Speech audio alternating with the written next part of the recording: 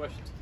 Brad, when you watch the film of that game last year, again, I'm sure a lot this week to revive, what are the main takeaways that you all have to do differently to defend this Tennessee offense better?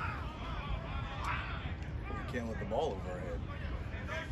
That's pretty straightforward, And you got to be a good tackling team. They had a couple of explosive runs where backs are really good players. They can run through contact. So we have to do a good job of capping it in the pass game, and we've got to do a good job of tackling the run game. Easier said than done. What was your emphasis with the defense over the bye week? We just need to get better, for us. In a season and in every game, it comes down to a couple of plays. Like a couple of plays, you can play really good defense or you can play really bad defense, and it changes in those couple of plays. And being able to keep a level head and just keep playing the next play, that's where we need to continue to improve. I think effort is not an issue. Guys are flying around. Like I like their mentality on the sideline. Like they're good, they're in good, but not to be cliche, you just don't know which play is going to be the one that's the difference, and so you have to be locked in for the entire game. When you go into this game, understanding that, hey, listen, that gets magnified when you're tired. When you get tired, that's when your brain, hey, maybe this is the play. I don't have to go quite as hard. Maybe the play won't come at me. Maybe I'll just try to do enough to get my job done, and then somebody else will make a play, and then I'll be ready for the next. Like, you can't.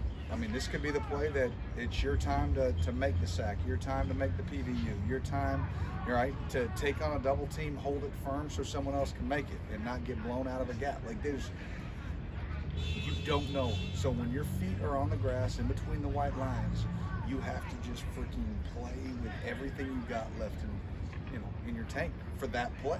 And then you got to do it again. And then you get to a point where we as coaches see your tank is dry, we put someone else in. Have you done things conditioning-wise more this week to be ready for if guys aren't able to get subbed in and out? Yeah,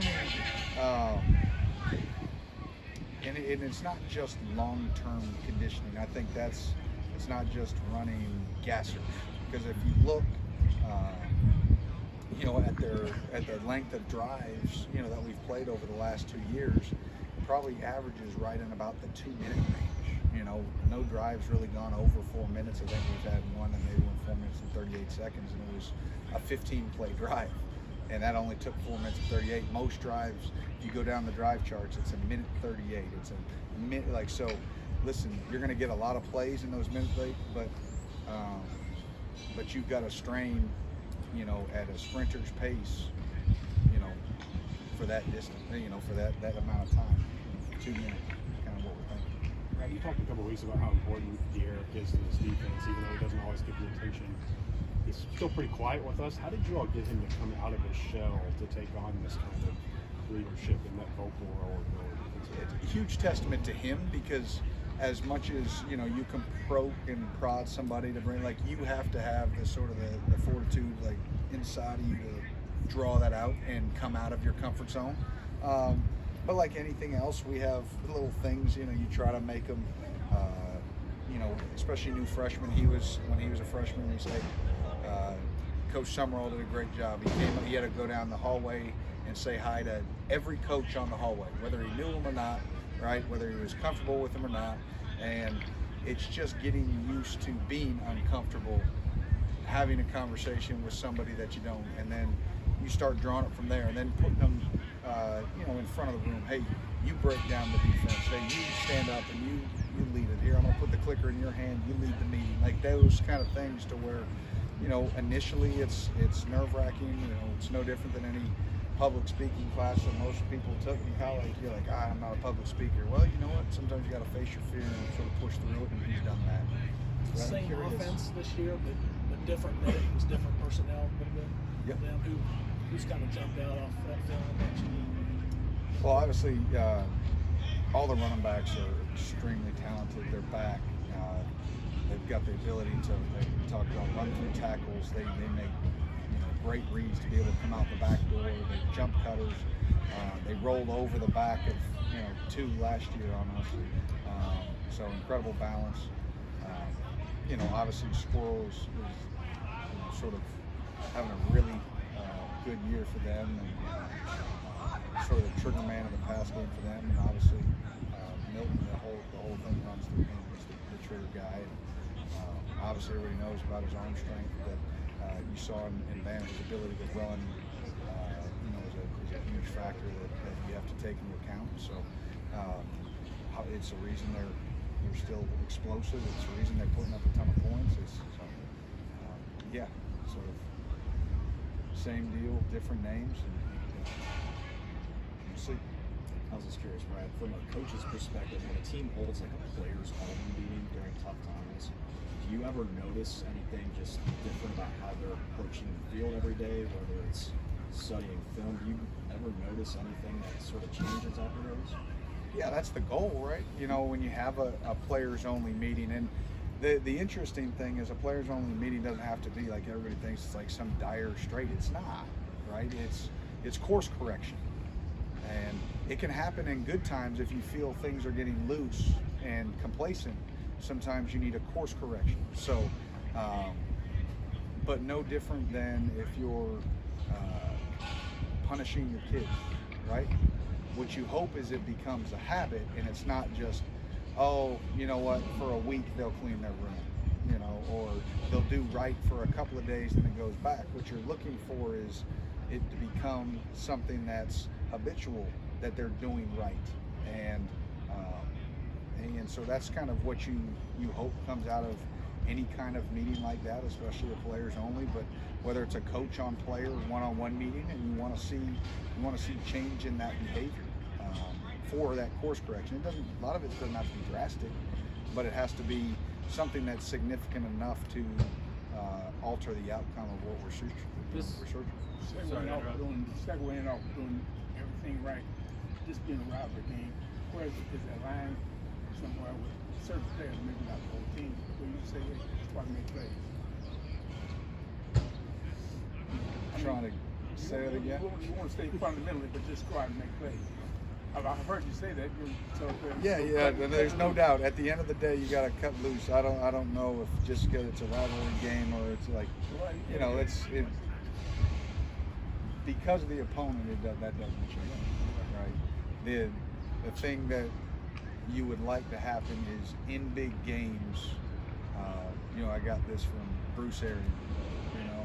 He always said, hey, listen, when you're in those big games, you're playing the top teams in the league. Like, that's where you need your stars to shine, and so obviously those guys that you lean heavily on to be playmakers, they need to make plays, but they can't make them out of the realm of what we're trying to get done from a defensive standpoint, because if they break scheme, that's when a big play can happen. When you find it, you just let me know. Michael, the game 2 years ago, it became apparent quick. It was going to be, shootout. It was pretty explosive quickly. What does it take as a defensive coordinator to, slow down, get your guys reeled back in? If there are a couple early touchdowns, it's like, okay, we're not just going to give in that it's going to be a shootout and try to reel that back in. Yeah. Man, you guys just love to dig up bad memories. Hey, here's the deal. Like, you never want to be in a situation where you're giving up a ton of points. But at the end of the day, it's about making the stop that you need to make to help your team. 2 years ago in 21, they had the 2 touchdowns in 4 plays, right? They had the first play, and then you get them to 3rd and long, and then they hit another one. So it's 75 yards and then 72 yards in those 2 plays. Then, we get it called, like they hit the next series, we stop them on the first play, and then they hit the big chunk. And it's like, everybody's freaking out. 2 plays later, we force a fumble that kind of curbed it there. And then the offense had a really nice sort of series. And you're up 21-14, and you're feeling good, and you got them back on 3rd and 18. They throw a screen, and they get it to 4th and 4. If if we can get that screen down for 8 and it's 4th and 10, they're punting and then giving it to our offense in a 2-minute drill. Instead, it's 4th and 4. We get the PI on the bang bang play, and they end up scoring, 2 plays later, so, or maybe 1 play. So things can happen that fast. They can change. Like it felt at that moment, like it felt like we had sort of damned it. But Okay, folks, thank you very much. Appreciate Can it. I ask one more? One more. One more real quick. This is kind of a general question. Is the whole concept of halftime adjustments overrated? I've heard some coaches say there's really not enough time, or it's not you don't want to like change your whole game plan at halftime. Is that, how do you feel about that? Or can you make major if you adjustments? make any adjustments that work, that was really good. If you make one that didn't. No, I think the key, it's everybody just pinpoints halftime because it's the biggest break. I think adjustments have to be made throughout the entire game. Now, obviously, you have a little bit more time to just take a breath and have more of a collective thought process as a staff, right, in the locker room. But adjustments need to happen throughout the game.